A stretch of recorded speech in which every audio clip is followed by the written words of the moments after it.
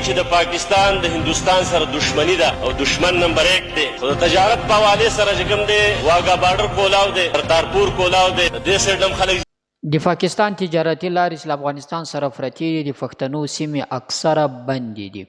اکثره هغه تجارتي لارې چې پښتانه ورباندې تجارت کوي د پاکستان او د افغانستان تر مابین هغه د دې پر مخ باندې تړل شوي دي. ولې د دې تر شا څه حقیقت پروت ده، دا معلومات نن له تاسو سره شریک کوم، تاسو یې وګورئ. چې د پاکستان د هندوستان سره دشمنی ده او دشمن نمبر 1 دی، خو د تجارت په حواله سره چې کوم دی واګا بارډر کولاو دی، کرتارپور کولاو دی، د دې سیډم خلک زی راځي او دغه سیډم خلک زی راځي روزګار کیږي. ایران سره چې کوم دی د تپتان لار کولاو دا تجارت کیږي. څو میاشتې وړاندې چې کله ایران اٹیکس وکړ او بیا جواب کې پاکستان اٹیکس وکړ، نو تاسو دغه ورځې اخبارونه په سباله چې کوم راغلي هغه راواخلئ ویې ګورئ، پاکې چې کومه دی په سرخۍ دا لیکلي دي چې حالات کشیده دي خو تجارت لاره پرانیستل شوې ده او تجارت کیږي. بله وخت چین دی، چین سره چې کومه دی د خنجراب لاره ده هغه کولاو ده، په هغې باندې تجارت کیږي، ممکن دی. په دې ځنډ کې زمونږ دوست هېواد دوی کور افغانستان دی، د هغې سره چې کوم دی زمونږ تجارتي لارې د تېر 20 کال نه تړل شوي. د ډیورنډ د کرښې ناخوا هم چې کومه دی پښتانه دي او د ډیورنډ د کرښې نه دېخوا هم پښتانه دي، او دا یو قبیله یو قام دی. د دې په خپل منځ کې رښتې دي، ډېرې زیاتې رښتې شوي. کله چې د غم ښادۍ چې واقعات داسې وشي لارې تړل شوي دي، یا هغه خواران خلک چې کله غم ښادۍ له راځي یا په تورخم راتاویږي او یا په چمن راتاوي. افغانستان د دغه تجارتي لارې چې کومې تړل شوي دي، چې کله دا کولاوي او روزګار او تجارت پې کېده، نو 15 بلیونه ډالرو نه هغه تر تجارت حجم چې کوم دی رالی 50 بلیونه ډالرو ته راورسېدلو. چې د هندوستان سره تجارت روا دی کېږي، چین سره کېږي، د ایران سره کېږي، او د افغانستان لارې په دې خاطر تړل شوي دي چې بدامني ده. 8 کاله یا 10 کاله وړاندې که کندهار راغ په 600 چوکۍ پې د بره جوړې تللې، په زرګاو په لګاو پوج یې پې ډپلای کړی دی، خو دغه لاره دې پرانیزي چې خلک د تجارت دپاره صرف تجارت پې کوي. دی دې باقاعده چې کومه دی دا ټول پراسس چې کوم دی مانیټر کوي، ګوري دي. خو په یو عذاب کې ګیرېستو د تجارت ذرایع رانه اخیستلي شوي دي. دمني ده چې ستا سره لږه ډېره پیسه ده، هغه ته کالز راځي، هغه علاقه پرېږدي، صرف صوبې ته ځي پنجاب ته. په وطن کې چې کومه دی دغه صورتحال دی. دا لارې یوازې دا نه چې صرف کابل ته یا کونل ته اوښتې دي، دا ایکسپاټا دا د سنټرل ایشیا ګیټوې ده، دا سنټرل ایشیا ته چې کوم دی رسېدلي دي. هلته ترقي یافته ملکونه دي، د هغې سره تجارت کېدی شي. چې د چین سره تجارت کولی شي، په تجارت پوهېږي، دا چې کومه دی د ماسکو سره هم کولی شي، اذربایجان سره هم کولی شي، قازقستان سره هم کولی شي. ځکه زموږ خلک د روزګار دپاره 1900 کیلومتره لرې کراچۍ ته خو تلی شي، 200 کیلومتره لرې لاهور ته خو تلی شي، خو 600 کیلومتره کې چې کوم دی دغسې کې سنټرل ایشیا پرته ده هغې ته نه شي تللی، ځکه چې لارې ورته تړل شوي د بدامنۍ په نامه باندې. نو په دې لږه ورکول پکار دي چې دا لارې پرانیستلی شي.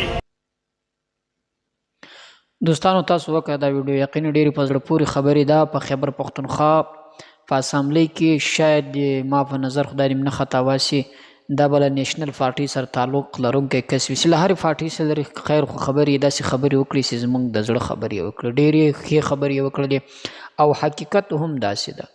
که تاسو د پاکستان او د افغانستان حالت وګورئ، د پاکستان او د افغانستان تر مابین چې کمې تجارتي لارې دي هغه اکثره ټولې بندې دي د پښتنو پر مخ باندې.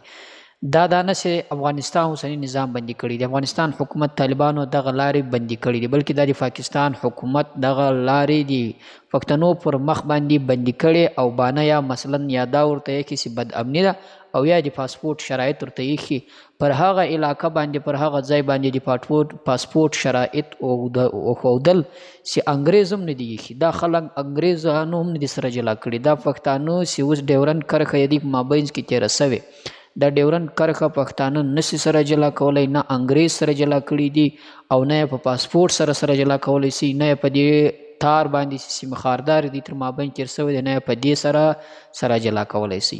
خو کم چې هغه فکري جګړه یې دې تر مابینځ یو په مابینځ کې اچولی ده. کله مخکې ویډیو ما له تاسو سره شریک کړ، بعضې پښتانه دي افغانستان پښتنو ته بد رد وایي، بعضې پښتانه دي پاکستان پښتنو ته بد رد وایي، څوک ورته ګل خان وایي چې د پاکستان پښتنو ته، او بعضې ورته ګل مرجان وایي چې د افغانستان پښتانه دي. یعنې دوی تر مابین نفرت خوروي په دې لحاظ باندې چې دوی تر مابین یو فکري جګړه یې وراچولې او دا سره جدا کړي. دا هېڅکله نه سره جلا کېدلی، دا یو پښتون ده. صرف دا پاسپورټ چې تاسو د پاسپورټ په لحاظ باندې پر دې خاطر باندې سره جلا کوئ، په دې هم نه سره جلا کېږي، او کم سیمې خاردار چې ده، کم چې ډیورنډ کرښه ده، په دې باندې هم نه سره جلا کېدلی. خبره سوه د تجارت. د افغانستان پر مخ باندې د پښتنو پر مخ باندې د افغانستان او د پاکستان چې کومې لارې دي دا تاسو ته ښه در معلومه ده چې دا ټولې د پښتنو پر مخ باندې بند کړل سوي دي، تجارت نه ورسره کیږي. اما هغه هیواد چې پاکستان یا ازلي دښمن د ځان بولي لکه هندوستان، دا به تاسو له کوچنیوالي هم ستاسو په ذهن کې وي دا خبره سي، مثلا دا به موږ ته په ذهن کې راچول کېدل چې د پاکستان اولین دښمن څوک ده؟ هندوستان ده. خو هغه نن بارډر ورسره خلاص په ډېره خوشحالي سره ځي او راځي، خپل کاروبار خپل تجارت ته هر څه کوي.